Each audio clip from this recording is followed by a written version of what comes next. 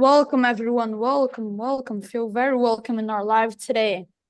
Welcome. Hi, so I'm Judy from Egypt. Well, come on. Welcome. Thank you. Thank you for everyone to be here. Thank you very much.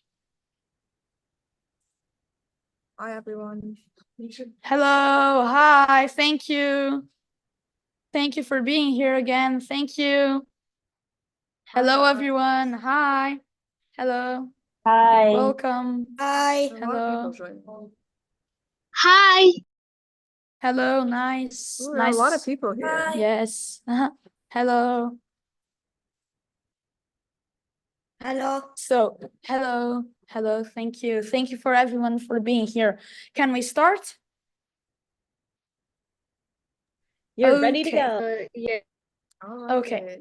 Welcome, everyone. Welcome to Live from COP28, How Climate Data Impacts in Our Lives. I'm Otávio Pieri, and I'm from Brazil. And I'm Judy. I'm from Egypt, and I'm super excited to be here. It's a pleasure to have you all in this meeting. We are very excited that you guys are here, and we hope you have a great experience. Okay, hi guys. So before we start the meeting, we're just gonna ask you a few fun questions, and if you want to answer, just answer in the chat. So can you guys pass the slide, please?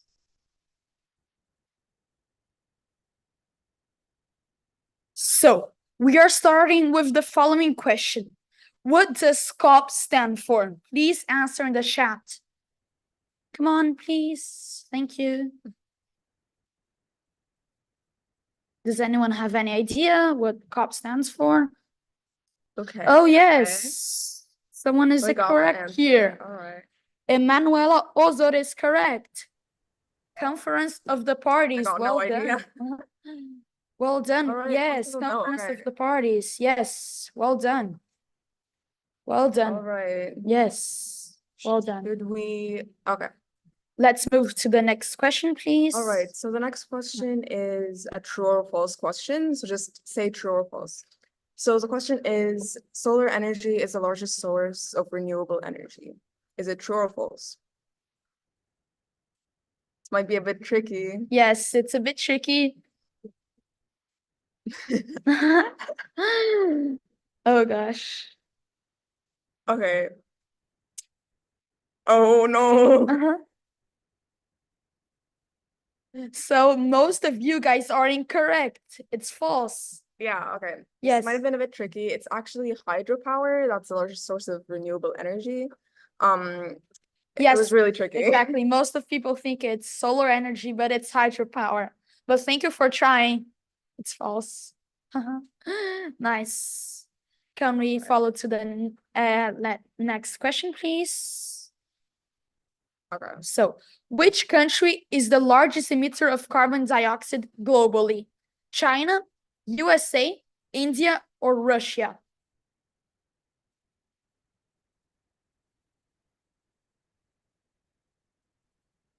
Oh, okay. Interesting. Which country is the largest emitter of carbon dioxide globally? Yeah, so which country emits the most carbon dioxide around the world? Yes, in 1 year. Oh, there are many answers here. Obviously, they're all like very Yes, exactly. It's very close. So... Yes. The emission of carbon is very close between all of them. But the correct answer is China. Yeah. So who said China is correct? Well done. China is correct. So in a few minutes, we're gonna actually like officially start the meeting. So for now, just a reminder, make sure to write your name and preferably your surname, and also put your nationality next to your name. So like where you're from, just put it next to your name in like brackets or a comma or anything. And also make sure that if you're not speaking, just make sure your mic's off. Okay. Added to this information, if you have any question, you can raise your hand or send a message on the live chat. Thank you very much and enjoy the presentation. Next, we're going to officially start. Thank you very much. Hello, everyone. So we are just here at the Live from COP. We are very excited to have you all here. I'm Dia and I'm from Brazil. And just to let you know, I have 13 years old. So at this live, we made a plan to you guys. We are going to share with you some direct insights and information on what's going on at COP28 this year and all the amazing work our Decarbonize CEOs are doing here and some activities too. So we have two very special guests we will introduce in a moment that will share their amazing work with us. Also, stay tuned to hear some information about Dubai, where this amazing event is happening. So we are very excited to share this all with you. Hello guys, I'm David, I'm from Australia, and awesome to have you all with us tonight. Normally, I'm a fast background. First up, let me introduce you to some of the topics that we're discussing at Live from COP this year and provide a sneak peek into some of the basic information that is yet to come. We'll talk about shoreline cleanup, decarbonizing the traffic on road, and what it's got. So I'd like to give you questions. Take a mental note, keep questions aside, because we'll be answering all our questions in the Q&A session later on at the COP. Now, there's no time to wait, so let's kick things off. Here today, we're very fortunate to have Daphne Austin from OceanWise. You can say hi, Daphne, please. Hi, everyone. It's great to be here with you all. Hello, Daphne. Hello. Really thank you for coming today. We are very excited for you to share your experience and your story with us. Thank you. I'm really excited to be here as well and learn from all of you and share. All right. Well, I would love to chat a little bit about data and climate change and what this all means, but what really can happen from data. Really quick poll. You can let me know in the chat, or you can raise your hand. Who here likes math or maths? I'm sure a lot of us are not that fond of math. Maybe some of us are, but numbers, no matter if you like math or not, are really powerful, and they can help us learn more about ourselves, about our communities, and about the communities that we live in. So I'm going to dive into a little bit around how that data can be used and an example from OceanWise. But you might be saying, Daphne, I have no idea what OceanWise is. Well, if you haven't heard of OceanWise before, that's totally okay. We are a global conservation organization who's on a mission to build communities that take meaningful action to protect and restore our ocean. And I'd love to hear in the chat, have you heard of OceanWise before? Have you maybe seen us in another Center for Global Education program before?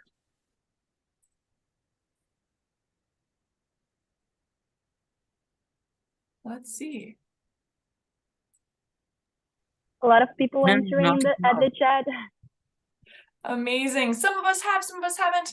Well, really, we love the ocean. We love to learn more about it and all of that. But what we do love to see is some of those threats that the ocean is facing and how we can find solutions as well. What are some challenges that you think the ocean is facing? Maybe something that is climate related, since that's the theme of today. So are there any climate threats that you see the ocean facing?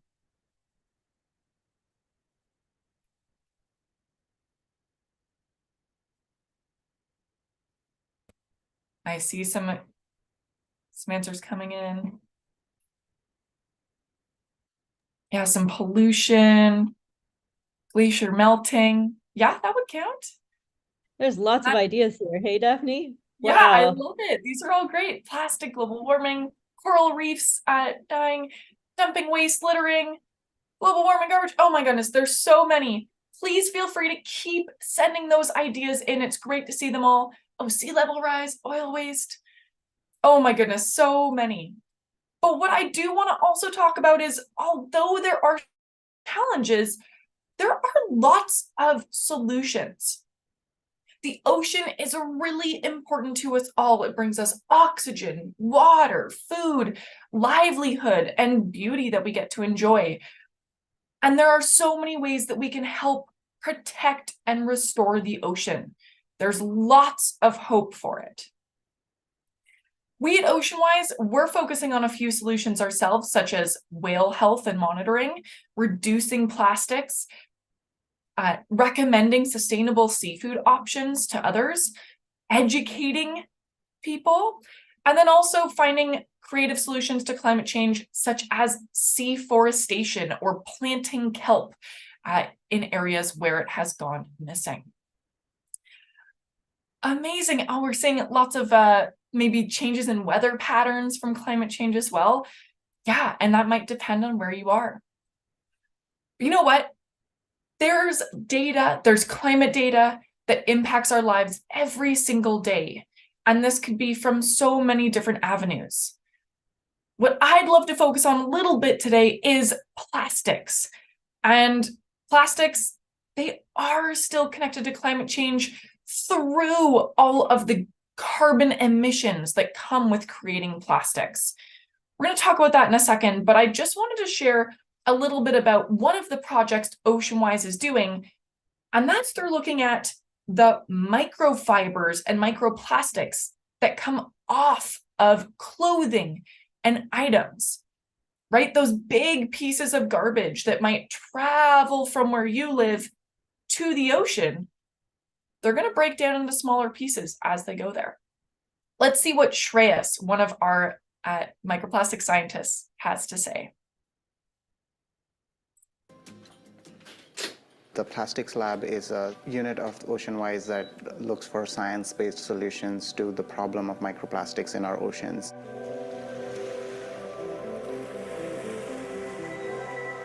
There has been some research and characterization worldwide that has pointed to a number of different streams. One of the ones that we have studied in our lab has been the path of synthetic polymer microfibers that make their way from consumer textile products. We get them in our washing machines. They shed fibers when they're in the washing machine. These fibers through the water make their way to wastewater treatment plants, which are quite good at capturing them and dealing with them properly, but they are not perfect. So we still have a large volume of microfibers entering the ocean through laundry machines. So there's lots that we can learn about how this plastic is impacting everything. But in the lab, scientists are going to be writing down data. They're going to be exploring what we're seeing, trying to figure out from those numbers, where is this plastic coming from? What are the sources? How can we reduce those sorts of sources as well? And yeah, I see lots of folks saying, let's completely get rid of plastic. It doesn't decompose in the soil. Yeah, we shouldn't use single-use plastics. These are really, really great solutions. But I have a question for you first. And that is, there's lots of negatives to plastics, lots of bad things about it. But are we going to get rid of all plastic? I don't think so. Take a look around you. What do you see that's made out of plastic where you are? Maybe that you're wearing, maybe that's in the room near you. Let us know in the chat. What plastic do you see around you? Lots of great How do ideas. we wear plastic? I see some I see- suggestions like glasses. Yeah, even my glasses, the frames are plastic. Yeah, scissors, plastic bottles. Yeah, almost all the things you see are made of plastic. Food bags. Yeah, bags. Amazing. Tupperware. There's some pretty aware kids we got logging on here today. I love it. Well, you know what? Yeah, your hair Plastic bottles. plastic bottles. Yes, there's so many. And yeah, Abby Cat said it's not practically possible to get rid of all the plastic. But yes, we can decrease its use. You have totally said what I've been wanting to say. We use plastic all the time. It's a very valuable material. But that doesn't mean that we need to use as much of it. Those single-use items are a big part of this problem. And around 50% of plastic produced is designed for immediate disposal. We should recycle the plastic item. Yeah, maybe we can recycle it. Well, you know what? I've got another question for you here. Half of the world's plastic was produced in the last how many years? 50 years, 30 years, 20, or 15? Let us know in the chat. What do you think? 15. It's 50. We can also do polylysis. There we go. We've got a poll. Let us know. 15. 15. I see lots of guesses all over the place, but mostly for D. I'll end that poll. The correct answer is 15 years. So we're seeing this huge increase in plastic, but that doesn't mean that we can't change what that looks like. There's lots that we can do to get that going. Now, we tie this plastic back into climate change because, first of all, it's made of fossil fuels, but second of all, when we create plastic, it releases lots of greenhouse gases like carbon dioxide. It creates a lot. In 2019, it was 0.86 gigatons of carbon dioxide, which doesn't mean a lot, but it's equivalent to over 2 times the emissions of the state of California. There's a huge population there. That's a lot. What we don't want to see is by 2050, that growing even more. If we continue, it's going to be by 2050, the equivalent of 615 coal plants. But we can change this. And by learning through data, we can find ways to turn this back on itself. One of the ways OceanWise is looking to do that is through looking at plastics and what plastics we see around us that we can reduce. The government of Canada has actually looked at data from OceanWise and people just like you to see 6 single-use plastics that they are now banning. They've done this through data that people have collected through shoreline cleanups around Canada and beyond. What we learn from this data is what's most commonly seen, but also maybe what behavior change we can make. And this leads to ideas for projects and change within communities, from youth to anyone that's there. Lots of ways that we can suggest changes. One of those changes is even as simple as how you're washing your clothes. And that can be, we can reduce single-use plastics, but even just washing on a gentle and cold cycle can reduce those microplastic shedding from your clothes. So there's lots of really easy behavior changes we can do. And I see some great suggestions in the chat already. Yeah, conducting surveys, collecting data, and then implementing ways to reduce plastic emissions. Yeah, there's so many ways we can reduce it. And by learning more through data, maybe doing shoreline cleanups in your community, you can figure out where we can start. And that's right, Dinar, taking responsibility for what's in our communities. So I'd like to say thank you so much for joining me today. I know that we've got an amazing talk from Jacob coming up next. Thanks, everyone. Thanks so much, Daphne, for that information. I'll just give a bit of a background check on what Daphne does at Ocean Awareness. So Daphne is an online specialist for online learning and ocean literacy with OceanWise. She combines her expertise on the ocean in a BSc in a combined major of oceanography and biology at the University of British Columbia, with years of conservation education and outreach. An expert in connecting students to the ocean, she has advanced environmental awareness for thousands of students across North America and beyond. So thank you so much for that insight. And now I'm going to hand over to Jacob, but first we'll tell you a bit about what Jacob does with Green Learning. Yes. So at first, I would say that Daphne was amazing. So congratulations. It was very nice. So now let's keep up a little bit more his speech. So Jacob provides direct support to educators and support. Beatrice, sorry to interrupt, Beatrice. We can't hear you, so Damien's going to have to read it. Can you hear me?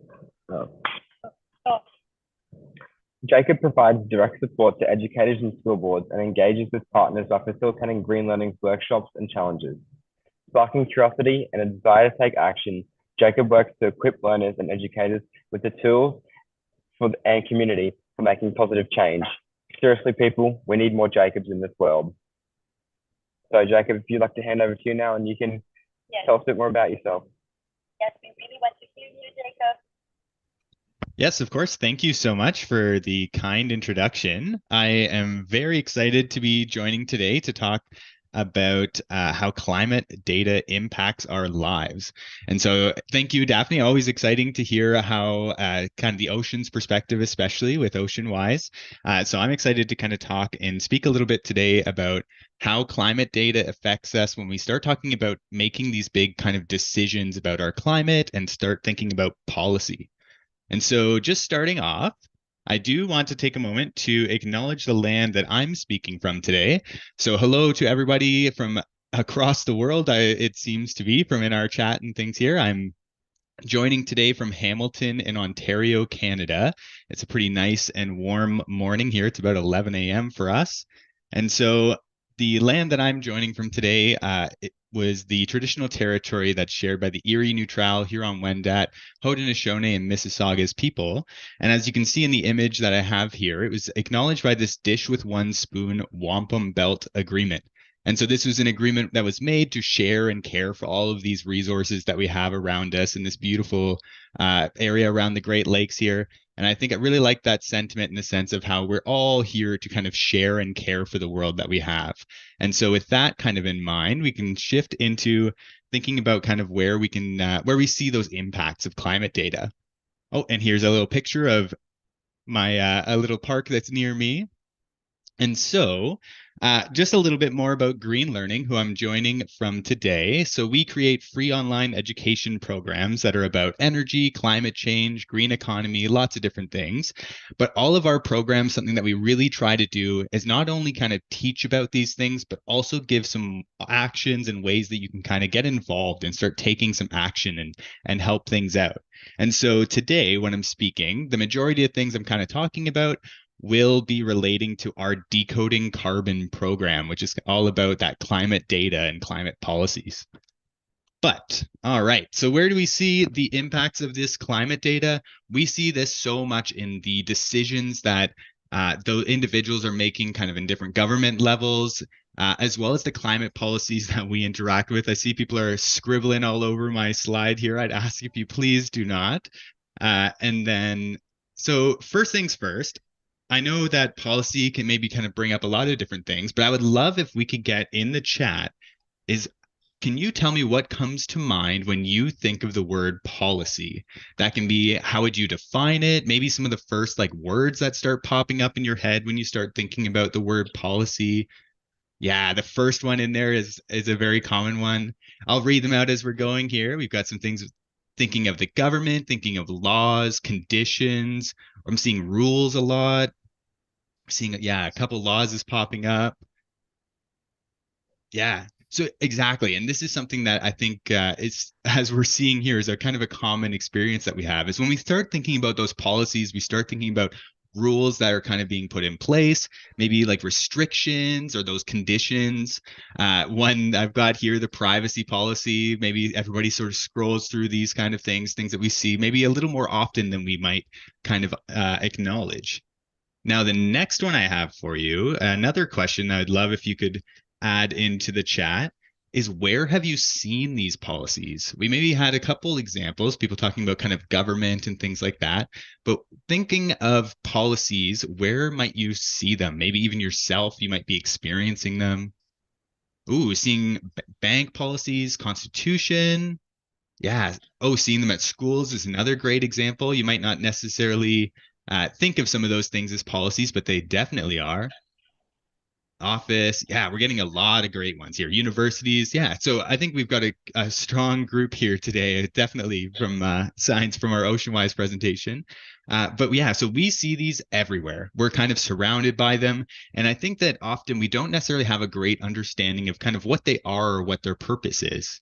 And so, generally speaking, when we're talking about policy, a policy isn't just that rule or that law or kind of those things we might be interacting with, but policy is a kind of a guideline, this bigger sort of picture that's working to kind of get us towards a goal or maybe like a specific target that we've set.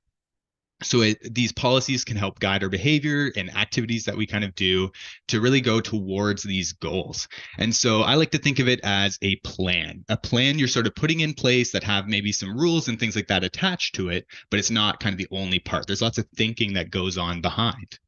And so to make it a little more kind of applicable or thinking about how we might be interacting with some of these, let's think about school policies that we have in our school. So a goal that we could put together, just as an example that we can kind of talk through together. So a goal would be that we can lower the energy consumption of the school that we're at, or at my school. And so a policy that you might kind of put in place or somebody might come up with is that we're going to go about this by reducing how much energy is being used by our laptops or computers, things like that, that are being plugged in or left plugged in. So when they're not in use, we're going to really try to make sure that they're kind of not using that energy. And so you can start to imagine there's a lot of different ways that we can start following up with this. And so there's some questions that we can really ask and start asking about maybe the policies that we're seeing out in the world. But we can start asking things like, what changes can be made? What can we do to sort of change maybe how we're using these laptops and computers? What are the kind of changes? What options do we have? We can start thinking about who would be involved if we had, for example, to kind of use this example again, if we were looking at those laptops and computers and we wanted to use them less or maybe have less energy kind of being used, who would we have to kind of go to support us in making that change? Maybe what is also needed to make these changes? Do we have the materials? Are we able to kind of make these changes? And lastly, and maybe the most important, is how do we measure the impact that we had with those changes? And this is where we start really getting into that kind of climate data thinking, is in order to know that we made an impact, we kind of have to have a way of telling what changes were made, how significant they were, if we'd make any kind of adjustments in the future. It's always good to kind of get all that information. So if you raised your hand at the beginning of our call today, when you were asked if you like math, if you raised your hand, you're really going to enjoy the rest of this presentation. For those that are not as keen on math, I ask you to bear with me. It's some awesome information. All right. So we are going to do a cool little activity. I'm really excited to share this On-Roads Policy Simulator. So maybe not the most exciting sounding on the surface, but I can assure you it's pretty interesting. And so what this does is we can take these really complex policies and we can start kind of playing around with them and seeing what the actual impact is on the world's climate. And so we're going to look at the carbon price that you can see I've got that highlighted on this one here. And then just as a bit of a heads up to keep an eye on kind of those two graphs at the top. And so before we dive right into, let's look at a policy as an example that we can go through together. So my goal, I'm speaking here from Canada, so I'll speak from my experience and what's kind of relevant to around me. But my big goal is maybe reducing Canada's carbon emissions by 2050. And we can even extend that. Let's say we're going to reduce all of the globe, all of Earth's carbon emissions. And so a common way of doing this, and this might be new to you, or this might be kind of a reminder, but a common way of going about this is having kind of government institutions making energy sources that are making energy sources that create lots of carbon dioxide or greenhouse gases, making them a little bit more expensive or way more expensive with something called carbon pricing. So bear with me. So we've got carbon pricing. If I'm using an energy source, let's say, for example, oil, if it makes a lot of carbon dioxide, it's going to cost more to kind of make and use that energy than it would to use something that makes much less or no carbon dioxide, like that hydroelectricity that we were kind of talking about earlier. And so here in Canada, to really start getting crunchy with the numbers, we have a system where it costs $65 per ton of carbon dioxide emissions. So when I'm creating this energy or making it sort of available to the public, it costs the producer $65 per ton of those carbon dioxide emissions. And we have a system in place where we're increasing that by $15 every year.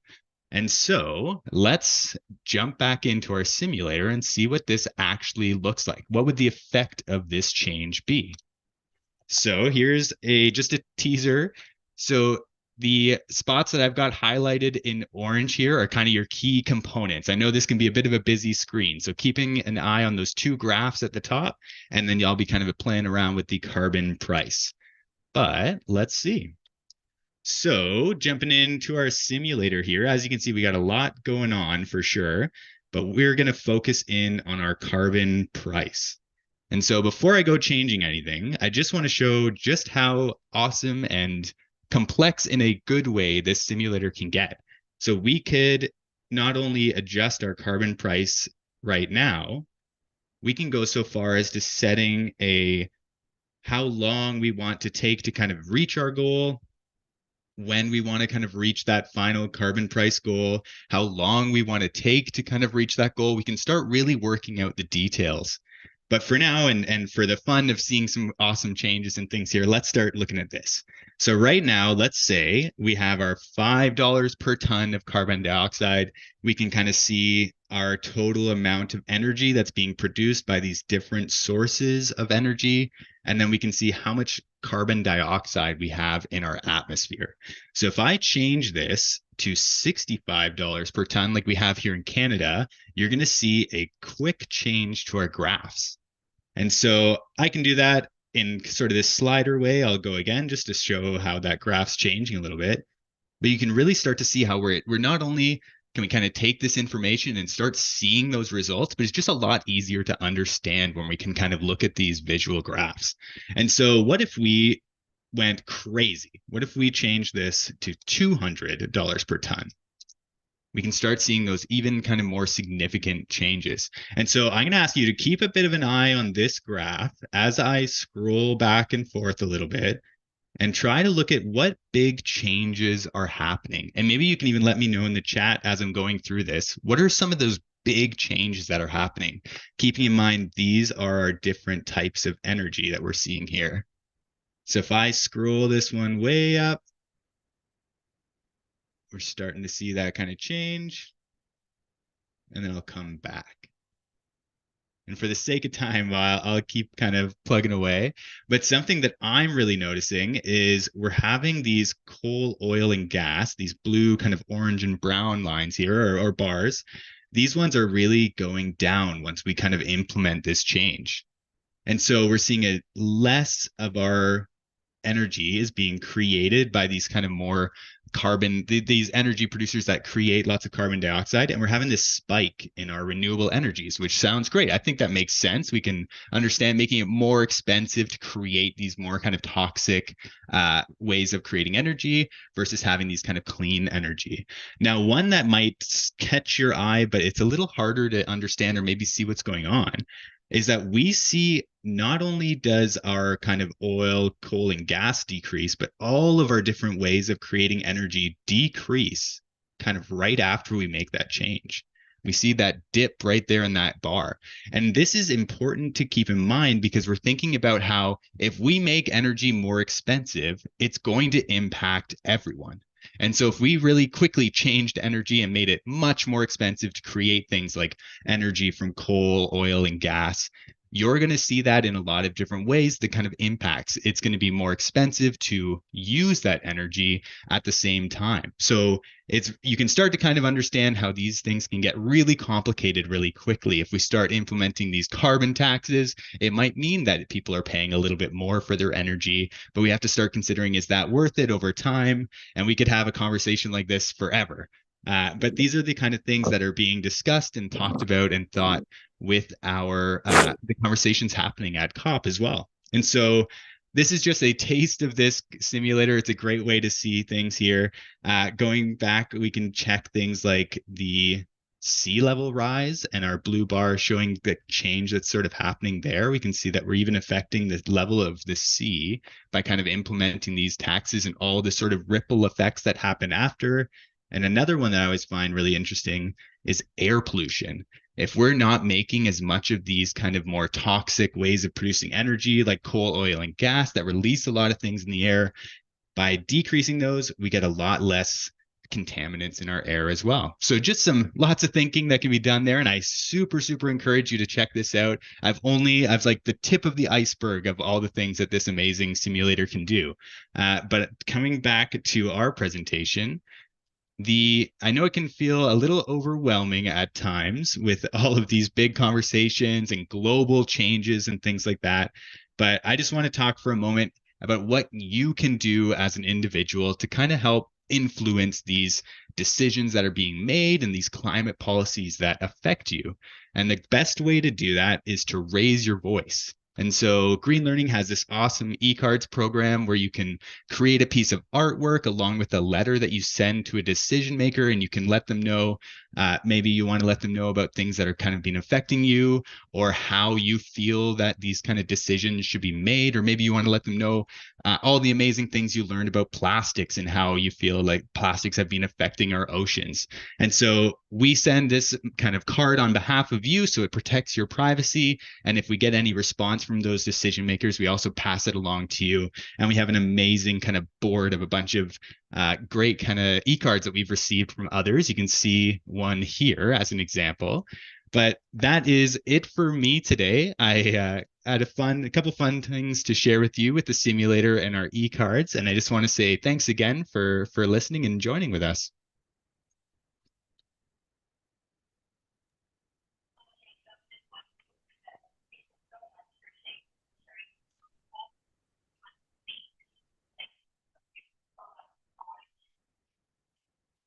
I'm not sure who's supposed to be speaking right now, but we aren't able to hear you. Can you start again, please? It is Beatrice. I can see her trying to speak, but it's not picking up. B, you might have to just go to another computer. Are you hearing me? Okay. So Jacob, it was incredible. Congratulations. It was very good. Oh my God.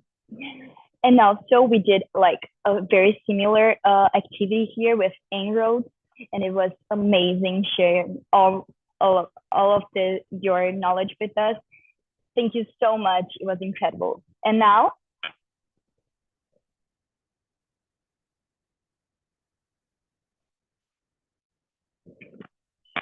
Can you guys hear me? Got a lot of those technical issues right. Sorry about that, guys. But now I'd like to hand over to Nami and Asharita, where they'll be sharing some amazing stories and experiences so far about how the trip at Dubai and COP28 is going, alongside answering some of your guys' great questions. So I'll hand over to them now. Hello everyone, my name is Ashrita. I'm from India. So what is COP? COP stands for Conference of Parties, where the presidents, prime ministers, and other important members from different countries talk and discuss and make decisions to decrease climate change. It's divided into two zones. Blue Zone. This zone is attended by the global leads of many countries, where they negotiate with other parties and advocate climate change to achieve the Paris Agreement goal. Green Zone. This zone is attended by important members of different companies and NGOs, where they have panel discussions about youth and renewable energies and more about climate change to spread awareness among others. In the Extreme Hangout, we witnessed a panel discussion by the youth delegates who were the part of Peace Boat's youth program. We talked about issues related to oceans and renewable energies. We also visited the Saudi Arabia Pavilion in the Green Zone, where we got to know about the Greywater Project. In this Greywater Project, the mosques that produces grey water, the water is reused to grow more plants in the barren area. And then by the end of this year, they're saying that they're going to make 100 mosques green. And by the end of next year, like 200. Did you know that? Yes, I remember seeing that. That's crazy. It's amazing. Hey everyone, my name is Nami and I'm 17 years old and I'm from Canada. Another event we attended at COP, next slide please, is an extreme hangout event where we talked about youth voices and we had 2 guest speakers too. Afterwards, Decarbonize hosted a display event where many of us showed our personal school projects. On the top left is a photo of my poster that I showed to everyone about my school energy audit that I conducted. In addition, when going to COP28, many of us Decarbonize delegates have actually met other adults attending COP28 who are very curious about our unique program. For example, on the train, my friends and I met a man who is originally from Nigeria, and he just graduated from a university in the UK. He was very interested, and we had a great conversation with him about the future, climate change, and going into university too. We were also invited to attend a dinner with Siemens Energy. Ashrita and I actually had a very interesting conversation with one man from the Netherlands. He was very interested in our youth projects, and we also heard some of his projects, like projects related to hydrogen power, wind power, and other forms of renewable, sustainable energy. Another fun activity we have been doing throughout our time is creating e-cards, which Jacob already mentioned. Next slide, please. Thank you. And then we actually have some examples here of some art projects we have created here through the e-cards and green learning system. Next slide, please. This is my e-card. The card represents unity. Problems like could be solved easily if we come together and brainstorm solutions and support each other. COP Summit is a perfect example of people coming together to solve the climate issues and meet our goal of 1.5 degrees Celsius or less. The e-card here says Abhi in Hindi, meaning now or never. It is time we take an act on this. Next slide. These are some other e-cards by my friends who are also attending the summit with us. The first one represents our world up in smoke if we don't take our action quickly. Next slide, please. The next one is our possible 2 futures based on the current choices we make in our lives. Thank you, Ashrita, for sharing your amazing e-card and also the e-cards of other people with us here at the summit. We strongly recommend that you check out the Green Learning website and their e-cards program. It is very interesting, and we have put the link in the chat. Finally, I would like to talk a little bit about the city of Dubai itself. All of us at COP here are very lucky to have the opportunity to come to Dubai, such a unique, beautiful, and luxurious city. Dubai is known for many different things, including having the tallest building in the world, the Burj Khalifa, and right beside it, the largest fountain in the world. Many of us here at #Decarbonize have visited it and gone up the Burj Khalifa. It is a very famous tourist spot. Dubai is also home to the largest shopping mall in the world, the Dubai Mall.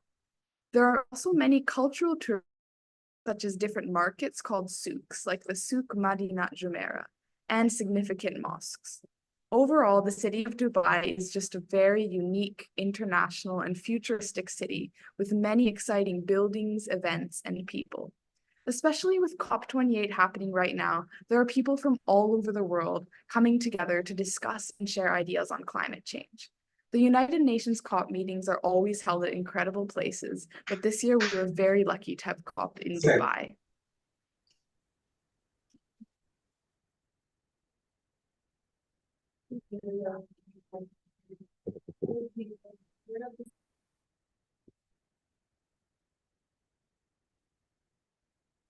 Now, are you? Okay, so thank you, Nami and Ashrita, for sharing those wonderful experiences and those wonderful e-cards that you made. It's very inspiring for us. Before we continue with our Q&A, we want you to know who we are. So, hi, I am Leonardo, and I am from Colombia, and I am 16 years old. Hi, I'm Maria Alejandra. I'm from Colombia, and I am also 16 years old. Now is the time to ask some questions. So if either you have any questions to our speakers, feel free to ask. Okay, I'll be like checking the chat. So if you have any questions. Oh, so So our first question is for Daphne, which is why is ocean conservation important, even for students living in landlocked countries? This is a great question, and maybe some of you have ideas you can put in the chat. But no matter where we are, the ocean affects us. It produces over 50% of the oxygen that we breathe. It is a huge part of the water cycle. It affects climate and weather that we see in all over the world. So even though it might feel like the ocean is far away from you, it's still very much connected to your life, and you are very much connected to it. Even thinking back to those plastics, that plastic that is on the ground in your community could travel through storm drains or through rivers and streams all the way to the ocean. So we still impact the ocean no matter where we are. Great question.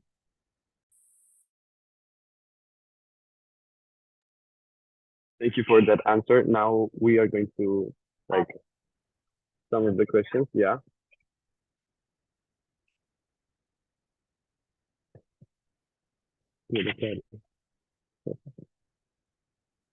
No, hello? There. Okay. So the next question is, how would you motivate someone to love nature who is not a climate protection lover? Like it's from India. Like any of the speakers can answer the question because there's no like name for it. Yeah, I'd love to answer this one, and feel free somebody else to jump in after as well. I think you've almost answered your question a little bit in the question. So how would you motivate someone to love nature who is a non-climate protection lover? Something that I really like to keep in mind when thinking about this is we learn to kind of love the things that we understand, and the things that we love, we protect them. And so having somebody who may not necessarily kind of have as much of that understanding, doing things like spending time outdoors, showing them all of the kind of amazing things that we have in both kind of in nature, in our oceans, in all of these different spaces. I think the more that we learn to kind of understand the land and the waters that we have around us, the more that we kind of see how magical and important and kind of special that those things are as well.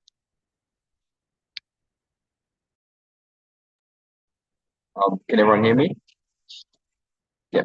I'm just jumping on that from my perspective as well. As I feel like that people are more inclined to be accountable and take action on stuff they're passionate about. So I feel like trying to foster a sense of passion in climate is a big thing that can really start to get action moving. And I feel like for me and youth, hands-on experience is something that is much needed. In classrooms, we talk about the effects, we see the effects on diagrams and on Zoom calls, but actually getting kids out there in the community and getting their hands dirty to see the impacts and to see the change that they can make is a great thing to foster passion and really breed a sense of passion about climate change.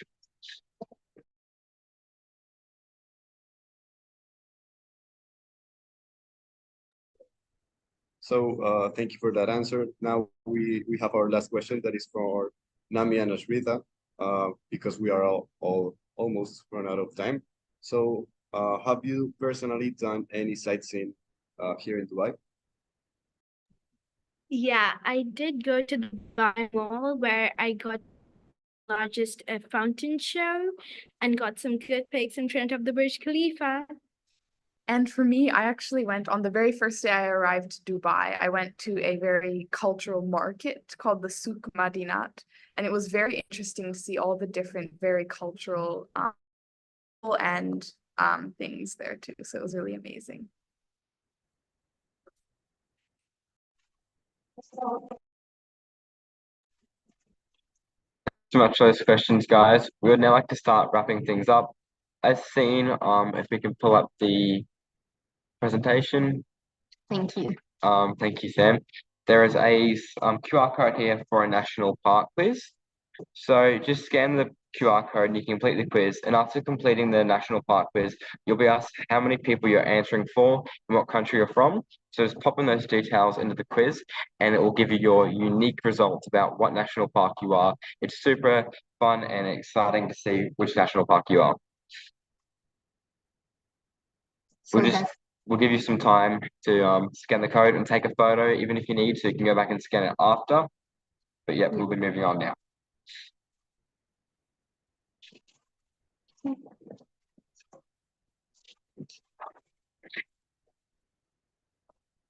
So sorry for that. You can hear me? Okay, so now you can just scan the QR code. And at this, it is the CGE newsletter.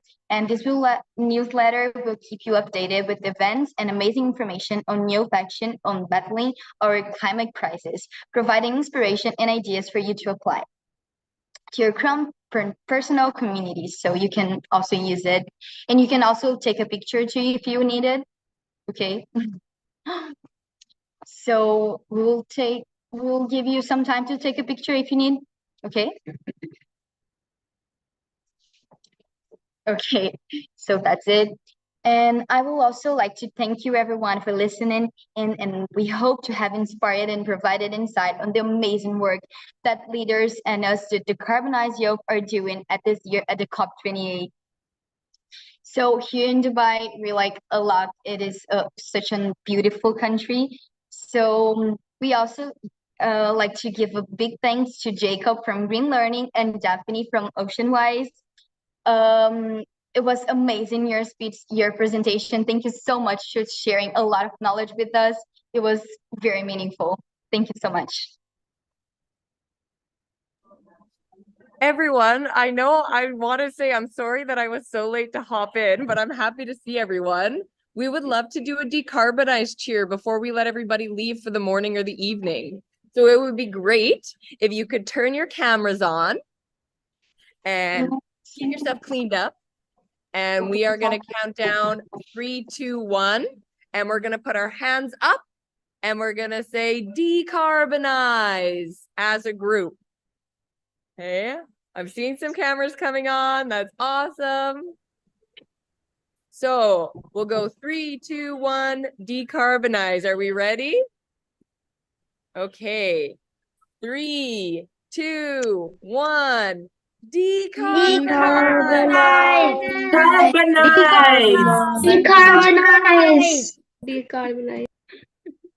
Decarbonize.